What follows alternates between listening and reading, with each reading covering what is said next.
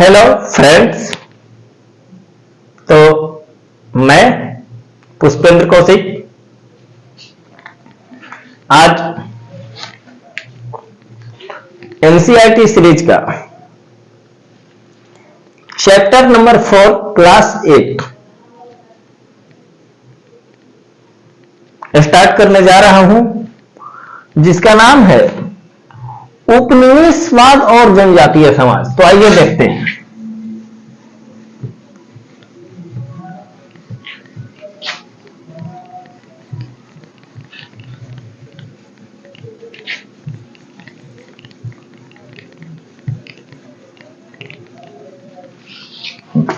Chapter का नाम है उपनिवेशवाद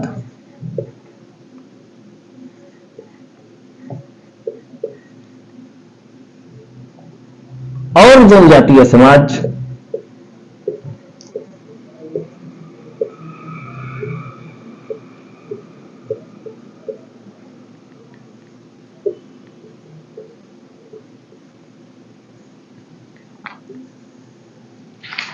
हम इससे पहले आपको नील की खेती किस प्रकार से होती थी उसके बारे में बताया, यानी ब्रिटिश के समय भारत के गांव।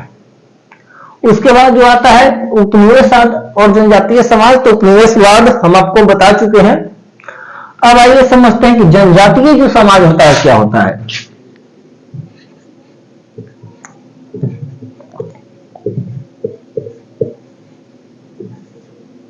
जनजातीय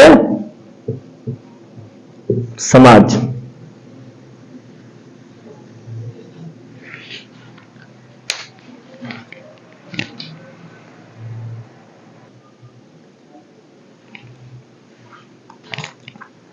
तो आइए हम सबसे पहले जनजातीय समाज किसे कहते हैं। तो जनजातीय समाज को हम आम भाषा में बोलते हैं आदिवासी। आदिवासी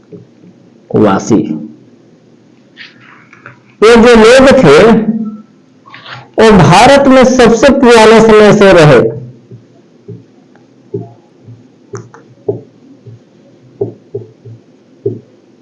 सबसे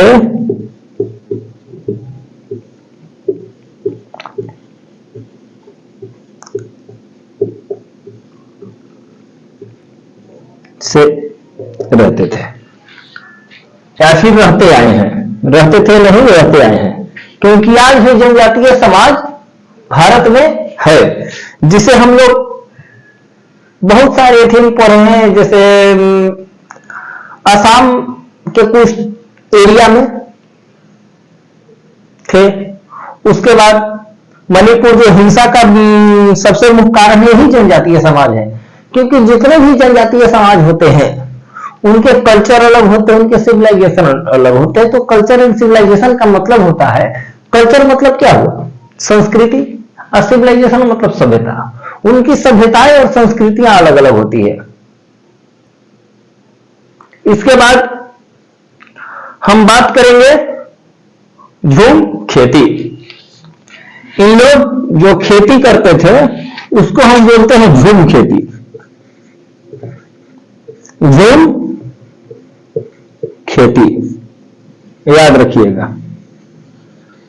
यानी झूम खेती, जो झूम खेती है, झूम खेती का सबसे पहले जिस समाज द्वारा प्रचलन किया गया वो यही समाज था जिसका नाम है जनजातीय समाज। यानी आदिवासी लोग ही झूम खेती करते थे। झूम खेती का मतलब क्या होता है, तो झूम खेती की जब हम जहां रह रहे हैं, एक तरह से ट्राइबल कम्युनिटी थे, यानी यात्रा करने वाले एक जगह पे आए, बस गए, जंगल काटे, वहां पे आग लगा दिए, वहां पे खेती किए, फिर वहां से कहीं और जाके बस गए, वहां पे खेती किए। इसी जो खेती करने का सबसे पुराना पद्धति है, इसी को हम लोग बोलते हैं झूम खेती।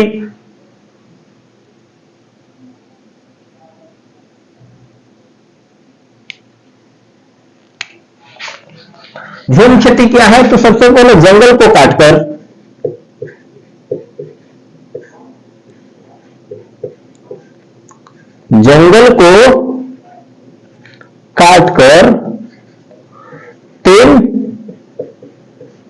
वर्षों के लिए खेती करते थे।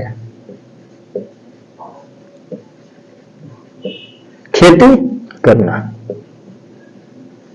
यानी झूम खेती में क्या होता था कि अगर कहीं पे कम्युनिटी समाज कम्युनिटी ट्राइबल्स है, जो जनजातीय समाज था, वो कहीं पे जाकर जंगल काटता था, 3 वर्षों तक खेती करता था और उस भूमि की उर्वरा शक्ति समाप्त हो जाती थी, तो फिर कहीं और जाकर के इसी प्रक्रिया को दोहराता था। यही जो प्रक्रिया है, यही जो प्रचलन है, उसको हम बोलते हैं झूम खेती।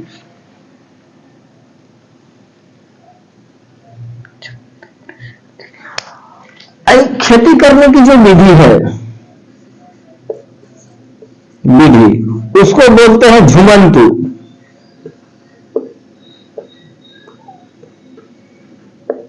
खेती घुमंतु कृषि विधि, कृषि विधि। यानी जिस विधि द्वारा इसको खेती किया जाता है उसको बोलते हैं झुमंतु, घुमंतु कृषि विधि। अब हम बात करते हैं आदिवासी। तो आदिवासी का जो उद्योग धंधा था, उद्योग धंधा वो किस चीज पे आधारित था? तो जंगल आधारित था, जंगल आधारित। जाहिर सी बात है कि जो आदिवासी समाज है उस समय जंगल में रहते थे, एक जगह से दूसरी जगह ट्रैवल करते थे, तो उनका जो उद्योग धंधा होगा, जो जीवन यापन की शैली होगी, किस पे आधारित होगी? जंगल पर ही तो आधारित होगी। इसके बाद हम बात करते हैं कि 1850 में रेलवे की शुरुआत होता है।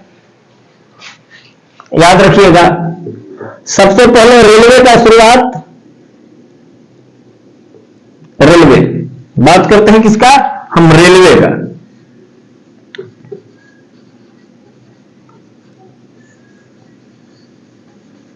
तो 1815 एडी में शुरुआत होता है,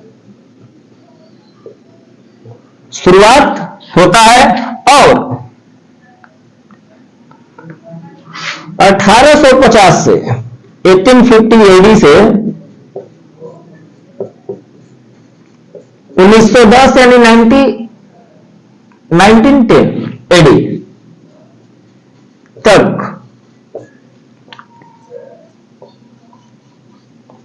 लगभग 50 किलोमीटर का जो रेलवे का नेटवर्क है वो पूरे भारत में क्या होता है? फैल जाता है।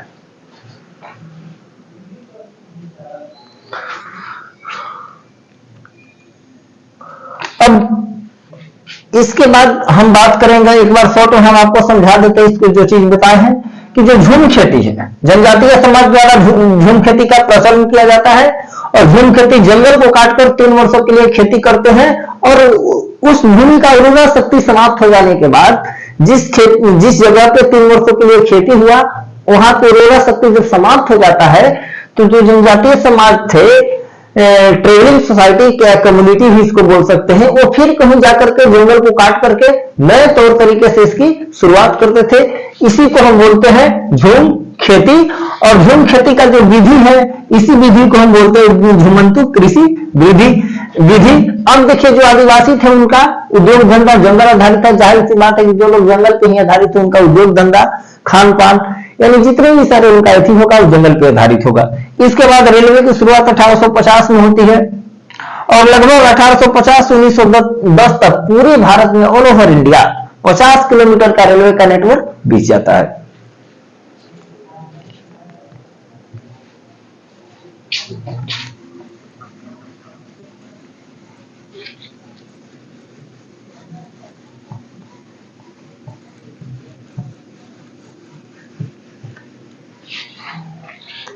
अब हम बात करते हैं वन विभाग। याद रखिएगा, वन विभाग, वन विभाग, फॉरेस्ट डिपार्टमेंट।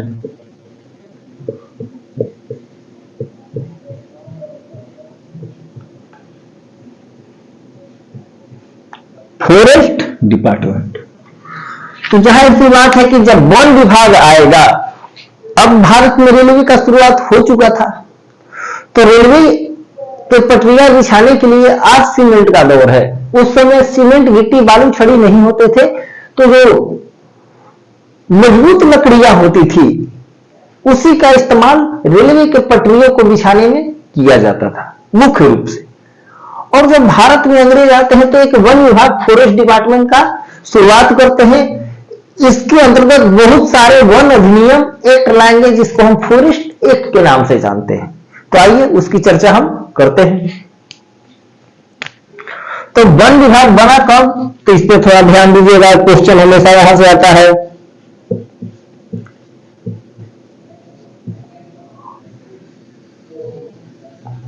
इसकी शुरुआत होती है 1864 में। 1864 ईडी में जो वन विभाग है इसकी क्या होती है, शुरुआत होती है। और 1865 में हम आपको बताएं कि जैसे ही वन विभाग आएगा तो वन के संबंधित बहुत सारे अधिनियम आएंगे, बहुत सारे नियम आएंगे, उसी को बोलते हैं अधिनियम। 1865 में वन अधिनियम बनता है, वन अधिनियम।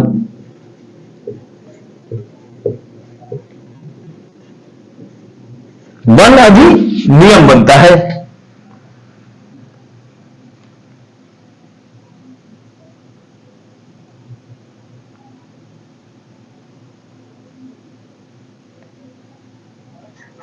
अब देखिए, जब वन विभाग आता है तो जो वन था उसको दो भागों में क्या कर दिया जाता है, बांट दिया जाता है। जो पहला था उसको हम बोलते हैं आरक्षित क्षेत्र।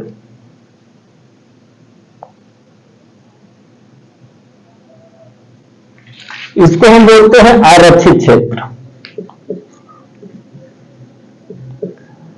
आरक्षित क्षेत्र, इस पर जो नियंत्रण होता था, और जाहिर सी बात है कि जब आरक्षित हो गया तो इस पर सरकार का नियंत्रण होगा। यानी वन विभाग की स्थापना होती है 1864 में। 1865 में वन अधिनियम एक्ट आता है। इसके बाद वन को दो भागों में बांटा जाता है, आरक्षित क्षेत्र जिसमें सरकार का नियंत्रण होता था। इसमें बड़े जंगल शामिल थे, जितने भी बड़े जंगल हैं, घने जंगल कहें या बड़े जंगल। और दूसरा आता है संरक्षित क्षेत्र।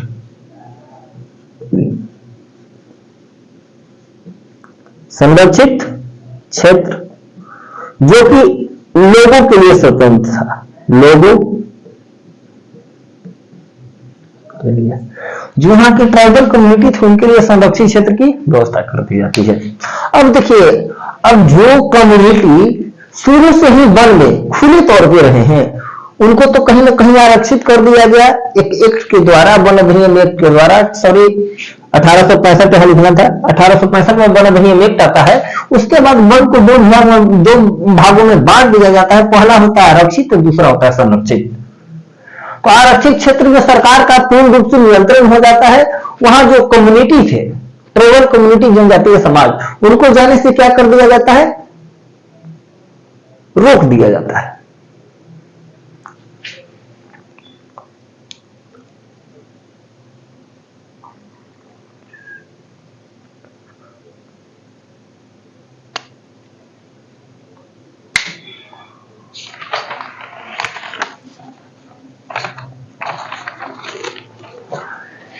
तो यहां तक। इसके बाद हम आपको बताएं कि जनजातीय समाज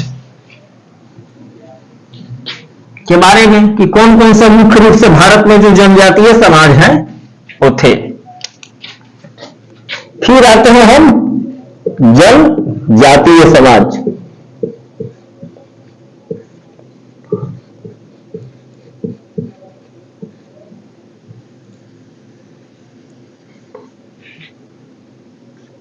जनजातीय समाज,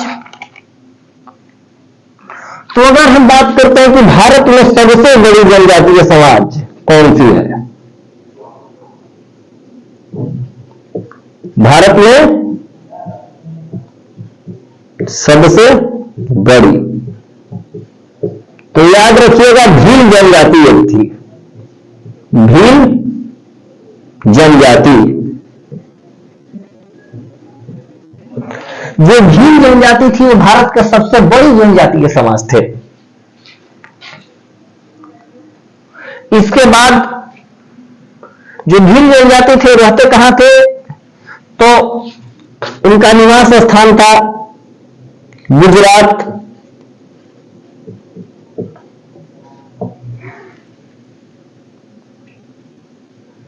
मध्य प्रदेश, एमपी,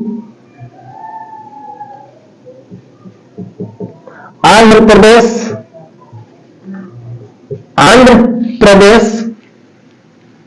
राजस्थान,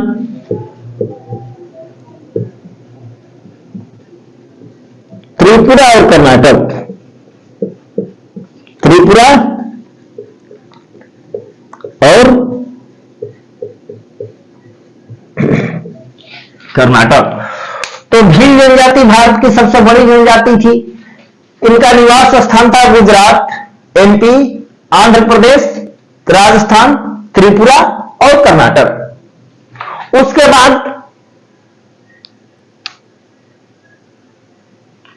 उड़ीसा में कंध जनजाति थी। उड़ीसा, बात करते हैं अब उड़ीसा का। तो उड़ीसा में जो जनजाति थे उनको हम बोलते हैं कंध जनजाति। तो कंध जनजाति का निवास स्थान कहां था, तो उड़ीसा, याद रखना।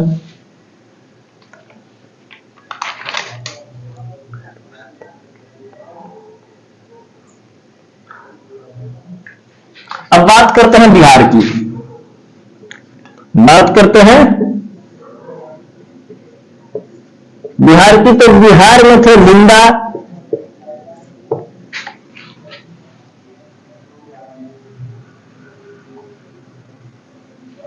और संथाल।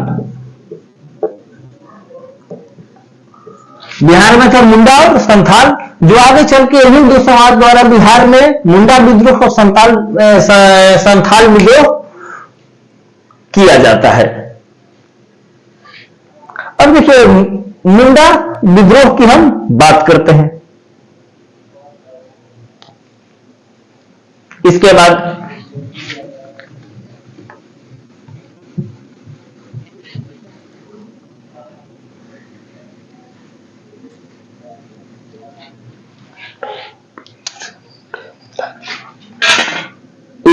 हम बात करते हैं मुंडा विद्रोह।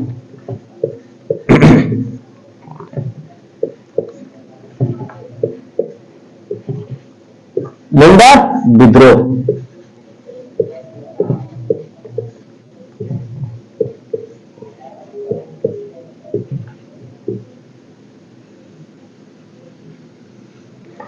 तो इसी का नाम बिरसा मुंडा विद्रोह ही पड़ता है। बिरसा मुंडा विद्रोह। तो बिरसा मुंडा विद्रोह इसका नाम क्यों पड़ता है कि क्योंकि इस विद्रोह, मुंडा विद्रोह का जो नेतृत्व करता थे वो थे बिरसा मुंडा। उन्हीं के नाम पे इस विद्रोह का नाम पड़ता है मुंडा विद्रोह। तो आइए मुंडा विद्रोह को हम विस्तृत चर्चा करते हैं कि मुंडा विद्रोह कब हुआ, कहां हुआ और कैसे हुआ, इसको लीड कौन कौन किए। तो सबसे पहले मुंडा, हम बात करते हैं बिरसा मुंडा। तो याद रखिएगा, बिरसा मुंडा का जन्म होता है 15 नवंबर 1874 में। जो बच्चे बिहार पीसीएस दे रहे हैं उनके लिए, खास करके बिहार के पोर्शन से एनसीईआरटी में नहीं दिया गया है, एससीईआरटी में दिया है। जो बिहार का अपना स्टेट का जो हिस्ट्री का बुक है उसमें दिया गया है। यानी एनसीईआरटी के साथ साथ हम बहुत सारे राज्यों को जितने भी किताब हैं, एसएसटी का हिस्ट्री होगा तो हिस्ट्री, पॉलिटी होगा तो पॉलिटी, उससे भी जो इंपॉर्टेंट टॉपिक है, महत्वपूर्ण केंद्र बिंदु है, उसको उठा करके हम यहां पर लाए हैं। कहां हुआ, तो छोटनागपुर प्रमंडल के तामर थाना अंतर्गत उलिहट गांव में। छोटनागपुर प्रमंडल याद रखना।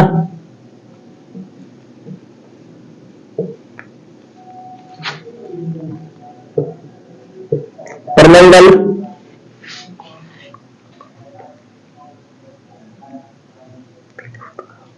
तिलहुत गांव,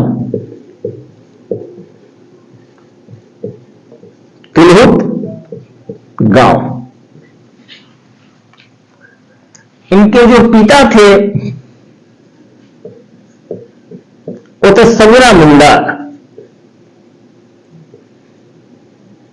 सगुना मुंडा। जो माता थी, माता का नाम था कदमी।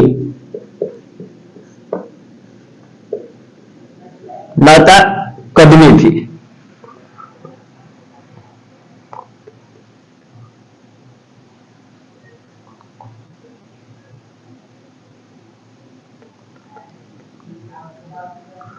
और 1895 में जो बिरसा मुंडा थे, नए धर्म की स्थापना करते हैं। नए धर्म, कुल देवता, अपने कुल देवता के नाम पे एक नए धर्म का स्थापना करते हैं।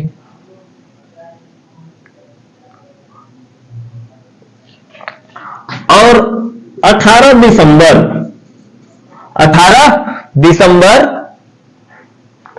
1899 को जो ईसाई मशीनरी थे,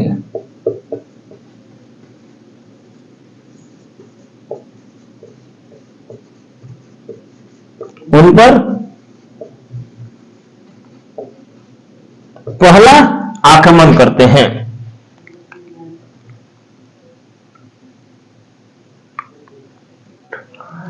और 2 जून याद रखिएगा, 2 जून 1900 को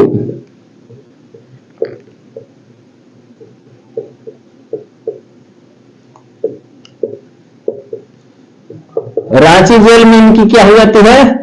मृत्यु हो जाती है बीमारी के कारण। तो एक बार बिरसा मुंडा के बारे में हम बता देते हैं। फिर से बिरसा मुंडा, मुंडा विद्रोह, इन्हीं के नाम पे बिरसा मुंडा विद्रोह पड़ा। उनका जन्म हुआ 15 नवंबर 1874 में जन्म। उसके बाद जन्म का हुआ तो छोटनागपुर प्रमंडल के तिलहुत गांव में। पिता था सगुना मुंडा, माता थी कदमी। और 1895 में अपने कुल देवता के नाम पर एक नए धर्म का स्थापना करते हैं। और 18 दिसंबर 1899 में ईसाई मिशनरियों के ऊपर पहला ईसाई मिशनरियों के ऊपर उनका पहला आक्रमण होता है। तो ईसाई मिशनरियों के ऊपर आक्रमण करने का उनका सबसे बड़ा उद्देश्य था कि जितने भी उनके समाज के, मुंडा समाज के जितने भी लोग थे, ईसाई मिशनरी में कन्वर्ट हो चुके थे, ईसाई धर्म को अपना चुके थे, उनको पुनः अपने धर्म की ओर लौटाना। क्योंकि देखिए, ईसाई मशीनरी को शुरू से ही ईसाई मशीनरियों का साजिश रहा है कि भारत को कैसे ईसाई बहुल्य देश बनाया जाए। अब इसके बाद हम बात करते हैं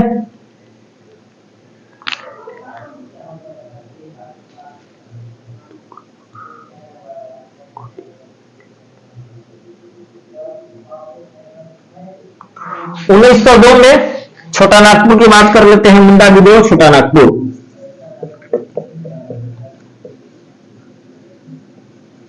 छोटा नागपुर, तो छोटा नागपुर को 1902 में अनुमंडल बनाया जाता है।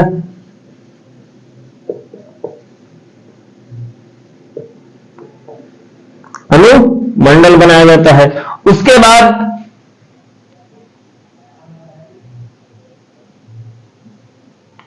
1908 में खूंटी अनुमंडल बनता है। खूंटी अनुमंडल।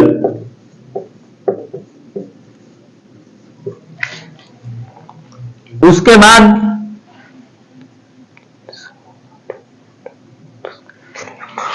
1908 में ही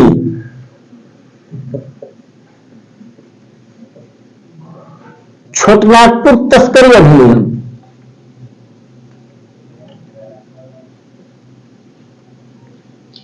तस्करी अधिनियम बनाया जाता है। तो छोटनागपुर तस्करी अधिनियम सबसे पहले समझिए क्या कि छोटनागपुर के जितने भी सारे पहाड़ी क्षेत्र था, वन था, वहां से जो भी सामान को ले जाया जाता था उससे को रोकने के लिए छोटनागपुर तस्करी अधिनियम बनाया जाता है।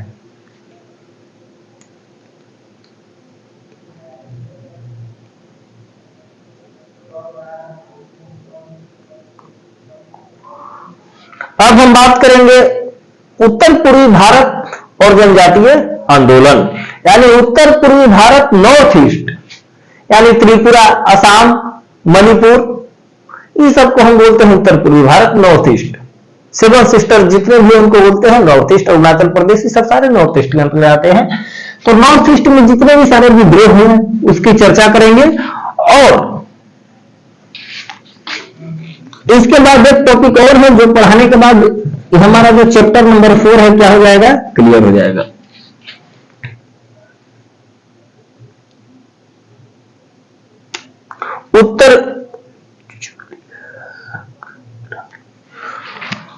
उत्तर पूर्वी भारत,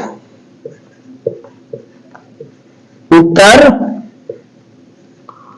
पूर्वी भारत और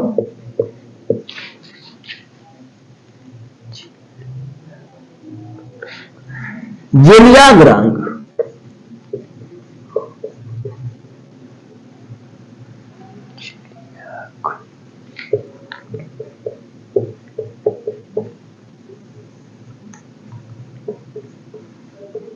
रंग विद्रोह, यानी उत्तर पूर्वी भारत में विद्रोह होता है जिसका नाम है जेलियांगरोंग विद्रोह। तो हम इसका जानते हैं जेलियांगरोंग विद्रोह क्या था।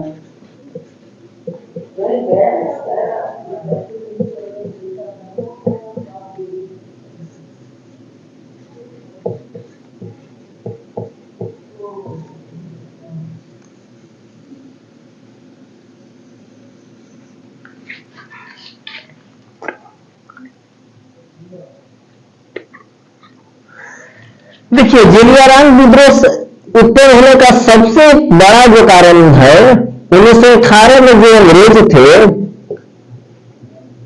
तो मीठापुर के जो इलाज थे, मीठापुर के युवराज को अंग्रेजों ने फांसी दे दिया, फांसी दे दिया। इसी के कारण विद्रोह का शुरुआत हुआ, आरंभ हुआ कि मीठापुर के युवराज को जब फांसी पड़ता है तो उस समय जो मीठापुर के युवराज थे उनको फांसी के कारण जो उत्तर पूर्वी भारत के ट्राइबल एरिया था, जनजातीय समाज था, कम्युनिटी, ट्राइबल कम्युनिटी थे, वो ट्राइबल एरिया जितने भी सारे जनजातीय क्षेत्र थे वहां पे अंग्रेजों के खिलाफ एक विद्रोह उत्पन्न होता है जिसको बोलते हैं जेलियांगरोंग विद्रोह। इसके बाद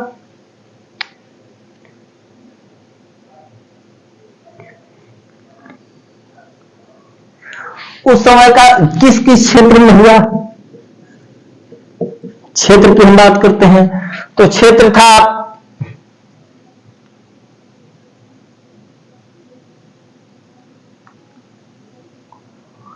जमेई, जमेई, लियांगमेई, लियांगमेई,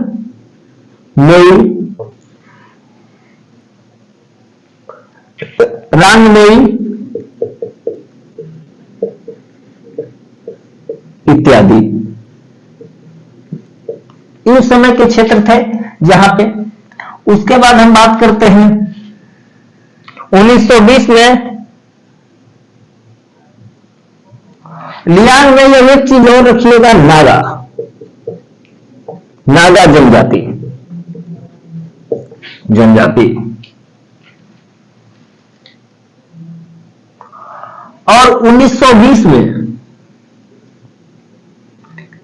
इन्हीं जनजातियों ने मिलकर के जो विद्रोह किया उसी को हम बोलते हैं लियांगरोंग विद्रोह। लियांगरोंग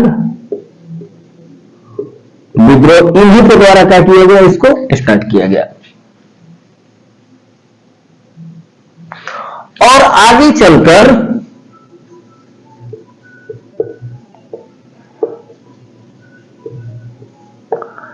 यह सविनय अवज्ञा आंदोलन से जुड़ जाता है।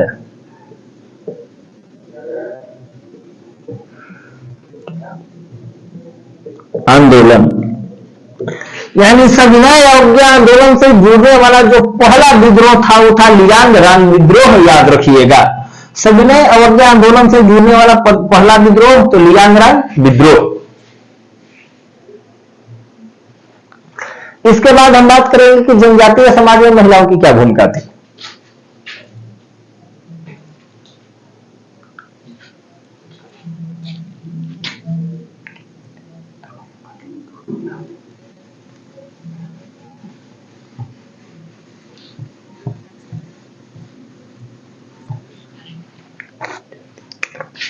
जनजातीय विद्रोह में महिलाओं की भूमिका।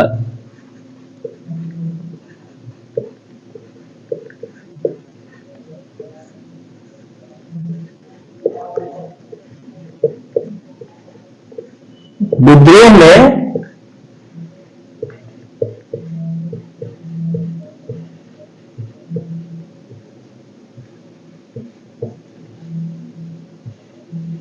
महिलाओं की भूमिका।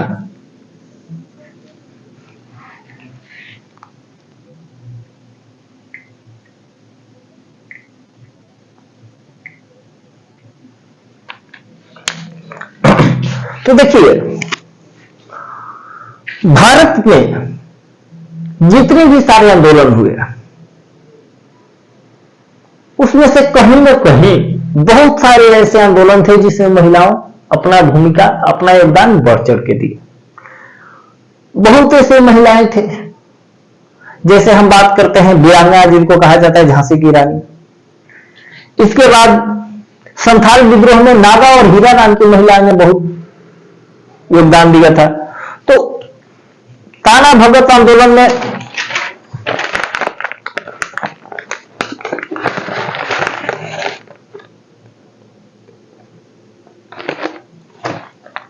तो बात करते हैं, तो जब संथाल विद्रोह हुआ, संथाल विद्रोह, इसमें महिलाओं का जो भूमिका रहा उनका नाम था राधा और हीरा। राधा और हीरा। इसके बाद हम बात करते हैं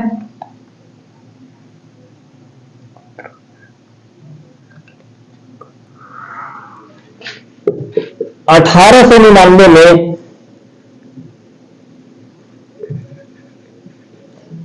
जिस समय मुंडा विद्रोह हुआ था, उस समय दो महिलाओं ने अपना भूमिका दिया था जिसका नाम था साली और चंपा। साली और चंपा।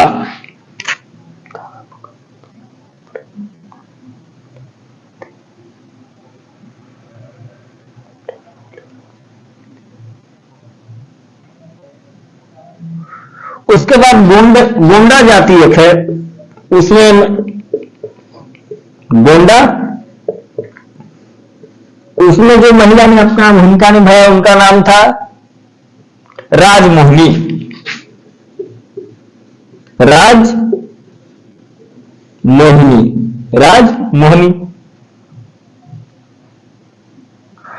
जो 1840 के उत्तरार्ध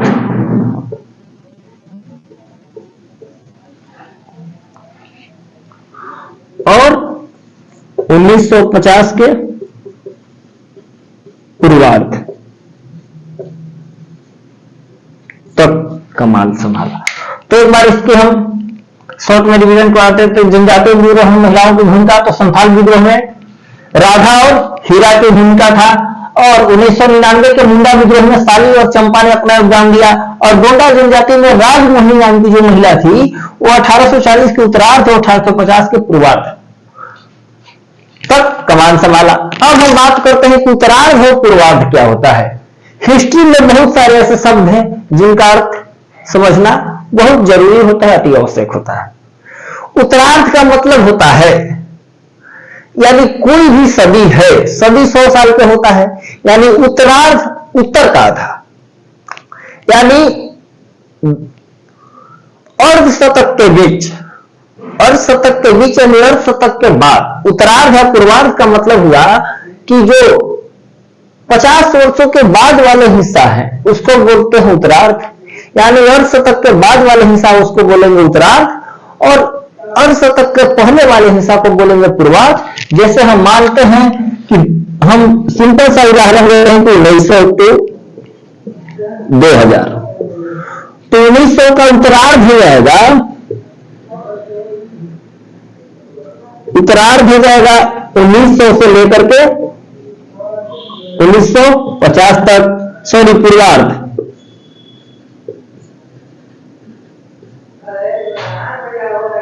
पूर्वार्ध हो जाएगा 1900 और उत्तरार्ध हो जाएगा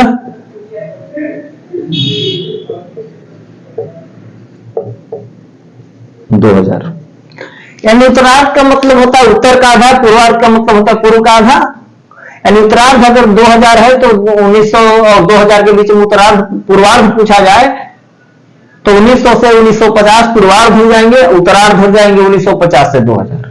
यानी बीच के पहले वाले एरिया को पूर्वार्ध बोलते हैं, बीच के बाद वाले एरिया को पूर्वार्ध बोलते हैं। तो इसी टॉपिक के साथ हमें चैप्टर का समाप्ति करते हैं। अगला जो चैप्टर आएगा वो शिल्प और उद्योग से रिलेटेड चैप्टर होंगे। तो जय हिंद।